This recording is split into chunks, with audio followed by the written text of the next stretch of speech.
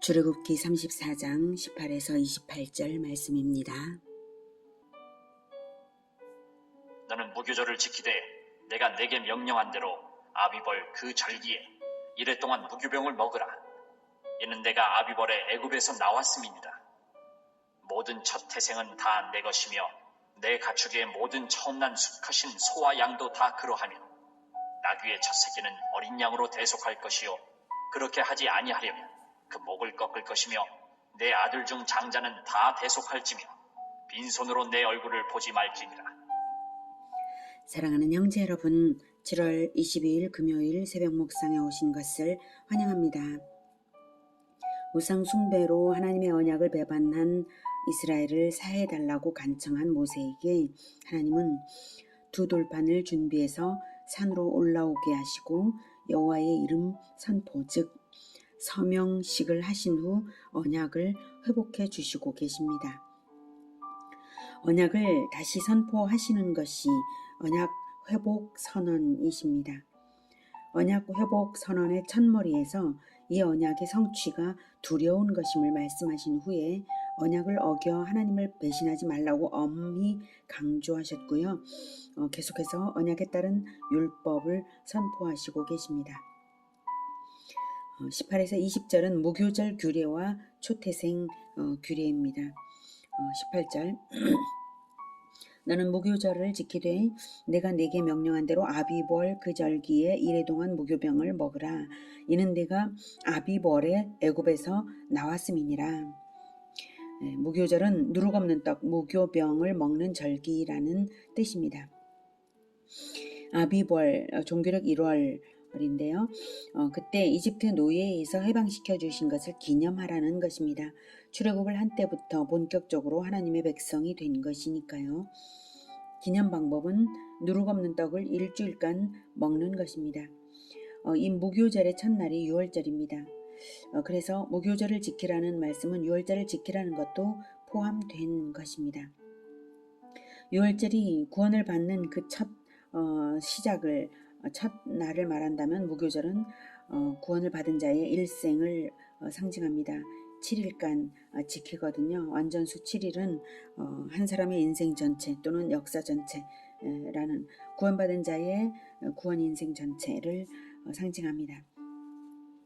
19절 모든 첫 태생은 다 내 것이며 네 가축의 모든 처음 난 수컷인 소와 양도 다 그러하며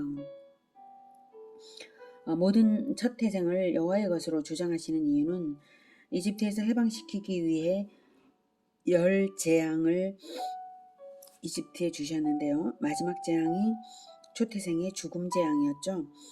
이집트 전국의 모든 초태생을 죽이셨어요. 모든 가정의 모든 마다들, 모든 가축의 첫 새끼를 다 죽이셨어요. 그런데 이스라엘 민족에게는 하나도 죽이지 않으셨거든요. 그때 이스라엘 백성에게는 각 가정마다 대문에 어린 양의 피만 바르라고 하셨죠. 피를 바르면 그 집은 죽은 것으로 알고 지나가 버리신 것이죠. 이것이 6월절 규례입니다. 그것을 계속 기념하는 것이 6월절인데 그러니까 이스라엘에게 이제 주장하시는 것이 바로 너희들을 은혜로 살려두었으니 죽은 목숨이나 마찬가지 아니냐. 그러니 초태생은 내 것이다 하시는 것입니다. 그래서 첫 새끼는 다 제물로 드리라는 말씀이십니다. 20절 나귀의 첫 새끼는 어린 양으로 대속할 것이요 그렇게 하지 아니하려면 그 목을 꺾을 것이며 내 아들 중 장자는 다 대속할지며 빈손으로 내 얼굴을 보지 말지니라. 네. 그런데 진짜로 죽여서 제물 삼을 수 없는 것이 있어요. 나귀는 제물용으로 쓸 수 있는 정결한 짐승이 아니라서 제물용으로 쓸 수 없어서 어린 양으로 대속을 합니다. 어린 양으로 드리기 싫으면 나귀의 목을 꺾으라고 하시는 것은 초태생의 소유권이 하나님의 것이 분명하다는 것을 예외 없이 확실하게 보이라는 의미입니다. 모든 마다들은 레위인의 평생 봉사로 대속했습니다. 레위인이 평생을 들여 성전에서 봉사하게 하신 것이 바로 이스라엘의 초태생인 장자들을 대속하는 의미이고요. 레위인들이 헌신해 주는 대신 이스라엘 모든 가정은 11조를 늘 드려서 레위인이 평생 봉사를 위한 생계비가 되게 했습니다. 그러니 11조가 이스라엘 구원을 감사하는 증거가 되는 셈이고 대속의 연결고리입니다. 이스라엘의 모든 맏아들 대신 레위인을 받겠다고 하신 근거 구절은 민수기 3장 12절 13절입니다. 보라, 내가 이스라엘 자손 중에서 레위인을 택하여 이스라엘 자손 중에 태를 열어 태어난 모든 마지를 대신하게 하였은즉 레위인은 내 것이라. 처음 태어난 자는 다 내 것임은 내가 애굽 땅에서 그 처음 태어난 자를 다 죽이던 날에 이스라엘의 처음 태어난 자는 사람이나 짐승을 다 거룩하게 구별하였음이니 그들은 내 것이 될 것임이니라. 나는 여호와이니라. 이렇게 레위인으로 대속하는 하도록 명령하셨고요. 모든 맏아들 대신에 그리고 레위인으로 대속하는 것이 얼마나 엄중한 명령인지 숫자를 정확하게 해서 부족한 인원은 속전으로 내라고 하셨습니다. 이스라엘의 맏아들 중에 대속에서 빠지는 사람이 한 사람도 없게 하신 것이죠. 그것이 민수기 3장 45, 47절에 나옵니다. 이스라엘 자손 중 모든 처음 태어난 자 대신에 레위인을 취하고 또 그들의 가축 대신에 레위인의 가축을 취하라. 레위인은 내 것이라. 나는 여호와니라. 이스라엘 자손의 처음 태어난 자가 레위인보다 273명이 더 많은즉 속전으로 한 사람의 5세겔씩 받되 성소의 세겔로 받으라. 한 세겔은 20계라니라.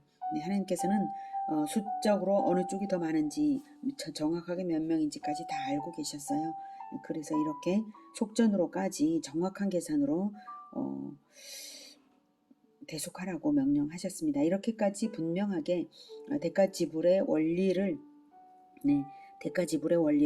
가르치셨고요. 이스라엘의 모든 맏아들을 대신해서 레위인을 구별하셔서 성전을 위한 봉사자로 또 모든 지파에 분산 거주하면서 율법을 가르치는 교사로 봉사하게 하셨습니다. 군대에는 나가지 않게 하셨고 생계를 위한 생업을 가지지 못하는 대신에 이스라엘 모든 지파들로부터 11조를 받게 하셨습니다. 이스라엘 모든 지파 모든 가정들은 맏아들을 잃지 않는 대신 맏아들을 대속하는 것으로 레위인의 평생 봉사를 보장하기 위한 11조를 내며 살아가는 것입니다. 그러니 11조가 맏아들을 레위인으로 대속하는 연결고리인 것이죠. 하나님은 절대로 공짜가 없으십니다. 하나님은 반드시 대가지불을 요구하시는 분이십니다. 우리를 구원하기 위해 자기 아들을 대가로 지불하신 분이시니 대가지불의 원리가 얼마나 엄중한 진리인가요? 나는 너희들 살리려고 내 아들 죽였다. 그러니 너희들도 내 구원 행위를 기념하라. 대가지불 행위를 최소한 기념이라도 해라. 이러시는 것이었죠. 우리가 대가지불을 예수님의 그 생명의 값을 우리가 다 지불하는 것은 사실 가능하지도 않죠. 그래서 그 대가지불의 진리를 기념이라도 해라. 이러시는 것입니다. 대가지불 행위로요. 이 대가지불 원리는 성경 전체의 황금률입니다. 마태복음 7장 12절에는 그러므로 무엇이든지 남에게 대접을 받고자 하는 대로 너희도 남을 대접하라. 이것이 율법이요 선지자니라 라고 말씀하십니다. 하나님이 먼저 대가지불을 하셔서 사람을 구원하시고 구원 행위를 기념하게 하십니다. 우리 역시 하나님께 자원하여 섬겨드려야 마땅합니다. 이미 하나님께 대접을 받았기 때문입니다. 무슨 대접을 받았나요? 바로 하나님의 아들의 생명으로 치러진 구원을 대접받았습니다. 율법과 선지서 전체가 가르쳐주는 진리는 바로 그것입니다. 그러니 우리가 금은 보화를 드린다 한들 충분하겠습니까? 오직 우리 인생이 구원에 대한 감사의 제사로 하나님께 드려지길 바랄 뿐입니다. 사실 우리가 온전한 대가지불을 하나님께 해드린다는 것은 가능하지도 않은 일이죠. 그걸 아시기 때문에 그저 이스라엘에게는 무교절을 지켜라, 빈손으로 내 얼굴을 보지 말지니라 정도만, 기념하며 사는 인생이 되라는 정도만 요구하시는 것입니다. 사실 율법의 모든 것이 하나님을 기념하며 잊지 말고 살라는 것입니다. 하지만 은혜를 잊어버린다면 구원을 잃는 것과 같습니다. 그러니 은혜를 잊지 않고 오직 감사의 제사로 나를 드리고 계명을 지키며 살아가는 것밖에 없습니다. 하나님께서 나를 자기 아들로 대접해 주셨듯이 나 역시 나를 드려 하나님을 대접해 드림으로써 하나님께 영광을 돌리며 사는 것이 최선입니다. 무교절 규례와 초태생 규례를 주시고 이어서 안식일 규례와 세 가지 절기를 주시는데요. 21절부터 안식일 규례와 세 가지 절기 역시 동일한 의미가 내포되어 있습니다.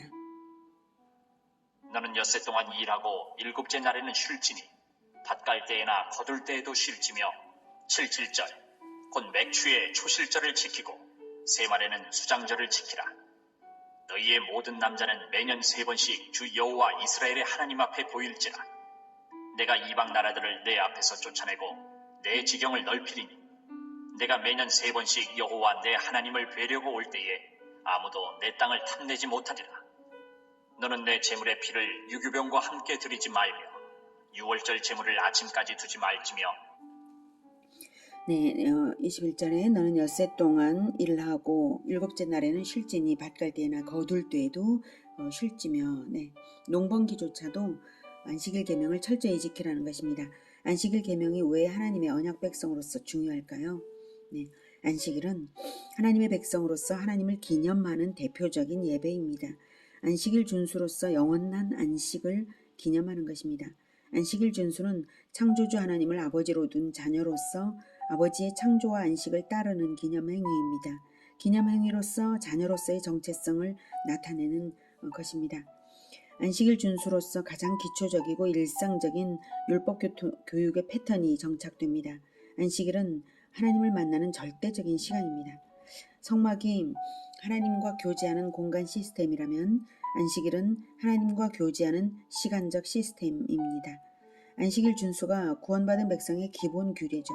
이것이 지켜지지 않으면 모든 것이 무너지게 되어 있습니다. 성막이 없으면 하나님을 만나러 가지 않게 되고 제사가 없으면 안식일이 없으면 대속의 원리도 알지 못하며 안식일이 없으면 안식이 없는 것이고 예배가 없는 것입니다. 22절 77절 곧 맥추의 초실절을 지키고 새말에는 수장절을 지키라. 네, 구약의 절기들입니다.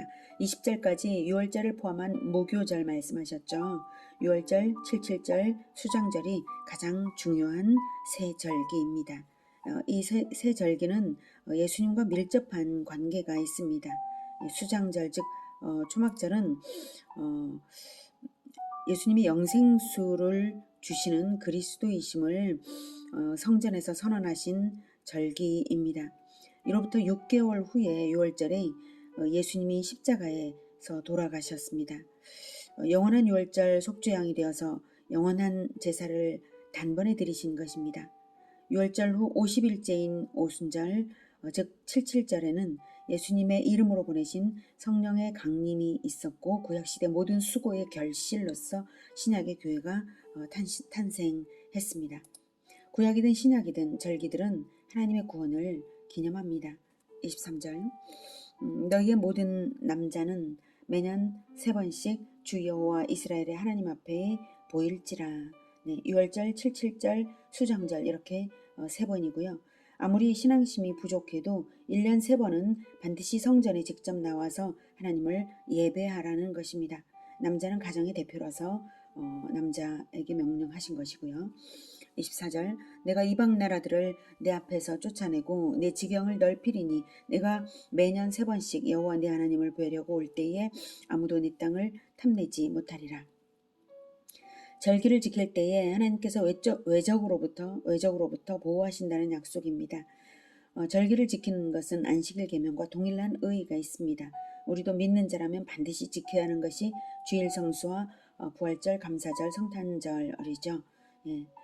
안식일 계명과 동일하게 시간적 시스템으로서 1년에 적어도 3번은 절대 구원을 잊어서는 안 되는 그러한 것입니다. 25절에 너는 내 제물의 피를 유교병과 함께 드리지 말며 유월절 제물을 아침까지 두지 말지며. 네, 유교병은 누룩이 있는 떡입니다. 누룩은 발효시켜 부풀리는 빵곰팡이죠. 죄의 확산을 상징합니다. 그래서 하나님께 드리는 떡은 누룩 없는 떡, 무교병을 드립니다. 그러니 거룩한 제물의 피와 더러운 떡을 함께 드리지 말라는 것이고요. 유월절 제물을 아침까지 남겨두면 자칫 더럽혀질 것을 경계하는 것입니다. 하나님께 드리는 예배 행위에 죄가 끼지 말게 하라는 뜻입니다. 무교병은 몸이 찢기셔서 우리의 생명의 떡이 되신 예수님을 상징합니다. 26절부터 내 토지 소산에 처음 익은 것을 가져다가 내 하나님 여호와의 전에 드릴지며 너는 염소 새끼를 그 어미의 저주로 삼지 말지니라. 여호와께서 모세에게 이르시되 너는 이 말들을 기록하라. 내가 이 말들의 뜻대로 너와 이스라엘과 언약을 세웠음이니라. 하시니라. 모세가 여호와와 함께 40일 40야를 거기 있으면서 떡도 먹지 아니하였고 물도 마시지 아니하였으며 여호와께서는 언약의 말씀 곧 십계명을 그 판들에 기록하셨더라. 네, 26절에 내 토지 소산에 처음 익은 것을 가져다가 내 하나님 여호와의 전에 드릴지며 너는 염소 새끼를 그 어미의 저주로 삼지 말지니라. 네, 첫 태생을 하나님께 드림으로써 모든 것이 하나님의 것이라는 사실을 인정해 드리는 것과 동일하게 소산에 처음 익은 열매 역시 그렇습니다. 초태생을 드릴 때에 드리는 방법도 창조주 하나님의 거룩하심을 훼손하는 방법으로 드리면 안 됩니다. 염소 새끼를 그 어미의 저주로 삶아 먹는 것은 가나안의 풍습인데요. 잔인성을 나타내고요. 창조의 진리를 무시한 것이죠.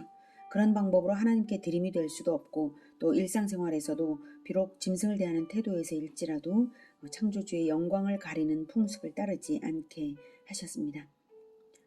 27절 여호와께서 모세에게 이르시되 너는 이 말들을 기록하라. 내가 이 말들의 뜻대로 너와 이스라엘과 언약을 세웠음이니라 하시니라. 기록하라 라고 명령을 하시는데요. 사실 두 돌판에 새긴 것은 모세가 아니라 하나님이 직접 새기셨어요. 그런데 왜 기록하라 라고 모세가 기록하는 것처럼 명령형으로 말씀하실까요? 그리고 이 말대로가 아니라 이 말들의 뜻대로 언약을 세웠음이니라 라는 것은 무슨 의미일까요? 네, 두 돌판에는 하나님이 직접 새겨주신 것입니다. 그런데 두 돌판에 새긴 십계명은 우리의 영혼에 새겨진 하나님의 말씀을 의미합니다. 돌판에만 새기고 그냥 언약궤에 보관만 할 거면 그래서 우리들의 마음에 우리들의 영혼에 아무것도 새겨지지 않는다면 소용이 없는 것이죠. 마음판에 새겨서 영원히 가게 하라고 돌에 영원히 가라는 뜻으로 돌에 새기신 것이죠. 그러니 너는 이 말들을 기록하라는 내 마음판에 기록하라는 명령이십니다. 그러니 하나님이 새기시는 것도 맞고요. 우리가 쓰는 것도 맞죠. 마음에 하나님의 말씀을 받아서 잘 기록하시겠습니까? 네, 하나님께서 기록을 잘 우리의 영혼에 하나님의 말씀을 기록해 주시기를 바랍니다. 설교 귀담아 듣고 새벽 묵상, 저녁 묵상 시청하고 성경 읽고 마음에 쓰기는 쓰는데요. 자, 어떻게 영원히 갈까요? 우리는 너무나 쉽게 잊어버리지 않습니까?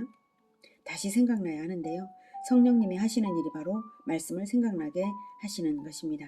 요한복음 14장 26절에서는 보혜사 곧 아버지께서 내 이름으로 보내실 성령 그가 너희에게 모든 것을 가르치고 내가 너희에게 말한 모든 것을 생각나게 하리라 라고 예수님께서 말씀하셨습니다. 가르치고 생각나게 하십니다. 성령께서요. 예. 어떻게 가르치시는가 하면 이 말들의 뜻대로 가르치십니다. 이 말대로라면 문자적으로 지키라는 것이겠지만 이 말들의 뜻대로란 하나님이 담으신 속뜻대로 언약을 세웠다는 것입니다.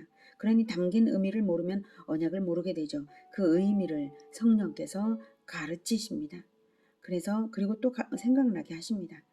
예를 들자면 염소 새끼를 그 어미의 저주로 삼지 말지니라 라는 그 말씀을 저는 부모의 가르침으로 자식을 죽이지 말라는 의미라고 성령께서 제 마음에 가르치셨습니다.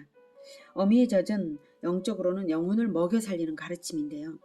가르침은 살리기 위해 주는 것이지 그 영혼을 가르침 때문에 그 영혼이 죽음당하면 안 되죠. 이와 같이 하나님의 말씀은 마음에 새기되 성령의 가르침을 받아서 깨닫고 다시 생각나야 합니다. 이것은 우리 마음이 하나님과 사귈 때에 일어나는 일입니다. 성령을 예수님이 보내셨고 성령을 통해서 우리는 하나님을 사귀는 것이고요. 영속적으로 사귀는 것입니다. 우리가 하나님과 영속적으로 사귀는 일은 두 가지를 반드시 해야 합니다. 성경을 읽는 것과 그 말들의 뜻을 성령께 가르침 받는 것입니다. 하나님과 사귀는 것이 우리의 생명입니다. 성경 읽고 성령께 가르침을 받으면서 마음의 두 돌판에 부지런히 새기고 또 기억하는 것, 이것이 우리에게 인생 내내 있어야 하겠습니다. 28절 모세가 여호와와 함께 40일 40야를 거기 있으면서 떡도 먹지 아니하였고 물도 마시지 아니하였으며 여호와께서는 언약의 말씀 곧 십계명을 그 판들에 기록하셨더라. 모세가 처음 율법을 받을 때에도 40일간 금식하며 받았는데요. 재차 받을 때에도 40일간을 고스란히 금식하며 하나님과 교제하였습니다. 언약 백성 이스라엘로서의 출발에는 모세의 40일 금식으로 말씀을 받는 것이 이렇게 두 번이나 있었던 것입니다. 우리 예수님도 40일간 금식을 먼저 하시고 나서야 공생애를 시작하셨죠. 금식을 마치고서는 마귀에게 시험을 당하셨는데 3번 모두 말씀으로 물리치시고 승리로 출발하셨습니다. 그 승리가 우리가 예수님과 동행할 때에 성령께서 우리에게 늘 가르치시고 기억나게 하실 때에 예수님의 승리가 늘 우리의 것이 될 수 있을 것입니다. 예수님의 승리가 우리의 삶에 언제나 성령의 가르치심과 생각나게 하심으로 인하여서 예수님의 승리가 우리의 것이 되고 우리의 인생이 하나님을 늘 기념하는 그러한 삶이 나타날 수 있기를 기원합니다. 기도하겠습니다. 하나님, 우리를 예수님의 피로 언약 백성 삼아주시고 또 성령을 보내셔서 우리의 영혼에 하나님의 말씀을 기록하게 하시고 또 가르쳐 생각나게 하시니 정말로 감사합니다.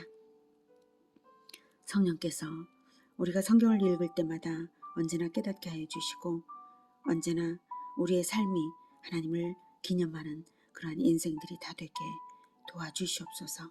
그래서 우리의 인생을 통해서 영광 받으시기를 간절히 원하며 예수 그리스도 이름으로 기도드립니다. 아멘. 이어지는 시간은 개인 기도 시간입니다.